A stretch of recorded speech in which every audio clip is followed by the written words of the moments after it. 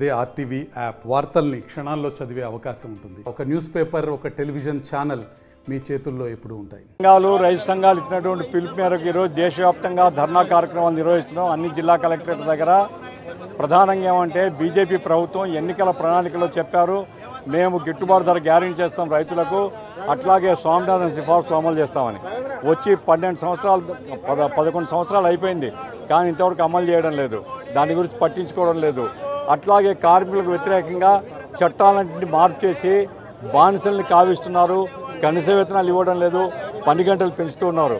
కాబట్టి ఈ దేశంలో ఎవరైతే ఉత్పత్తిని పెంచుతున్నారో, దేశ ఆర్థిక జీవితంలో ప్రధాన పాత్ర నిర్వహిస్తున్నారో, రైతులకు కార్మికులకు అన్యాయం చేసే పద్ధతిలో కార్పొరేట్ శక్తులకు ఊడిగం చేసేటువంటి ప్రభుత్వాలు కేంద్రంలో రాష్ట్రంలో ఉంటున్నాయి.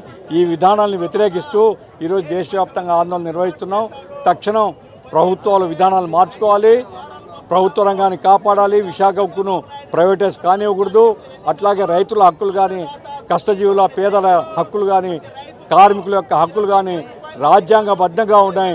ఈ రాజ్యాంగాన్ని కాపాడుకుంటాం, హక్కుల్ని కాపాడుకుంటామని పోరాట సందేశంతో ఈ ధర్నా కార్యక్రమం నిర్వహిస్తున్నాం. రైతాంగ కార్మిక వర్గం యొక్క ప్రయోజనాలను కాపాడేదానికి, అదేవిధంగా అధిక ధరలను తగ్గించడానికి, ఆ రకంగా ఈ ఉన్నత న్యాయస్థానాలు మన భారత రాజ్యాంగం ఏ రకమైతే ఆదేశించిందో ఆ యొక్క పరిపాలనని ఆ ప్రజల ప్రయోజనాల కోసం కాపాడాలని చెప్పేసి ప్రధానమైనటువంటి ఉద్దేశంతోనే ఈ యొక్క ఆందోళన జరుగుతూ ఉంది.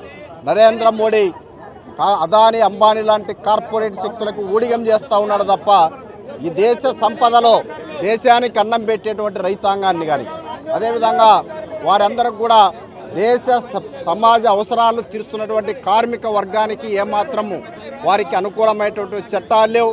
కార్మిక వర్గ చట్టాలు 4 చట్టాలన్నింటి కూడా పోరాడి సాధించుకున్న చట్టాలని కేవలం 4 కోట్లని కేవలం 4 చట్టాలుగా మాత్రమే కుదించారు. ఈ సందర్భంగా హెచ్చరిస్తూ ఉన్నాం, మీ విధానాలు మార్చుకోవాలని చెప్పేసి, మార్చుకోకపోతే గద్దె దింపేందుకు కూడా సమాయత్తం కాబోతున్నామని చెప్పేసి సందర్భంగా కేంద్ర రాష్ట్ర ప్రభుత్వాన్ని హెచ్చరిస్తా ఉన్నాం. మరిన్ని వీడియోస్ కోసం ఛానల్ ని సబ్స్క్రైబ్ చేయండి, లేటెస్ట్ అప్డేట్స్ కోసం వాట్సాప్ ఛానల్ ని ఫాలో చేయండి, అండ్ లింక్ డిస్క్రిప్షన్ లో ఉంది.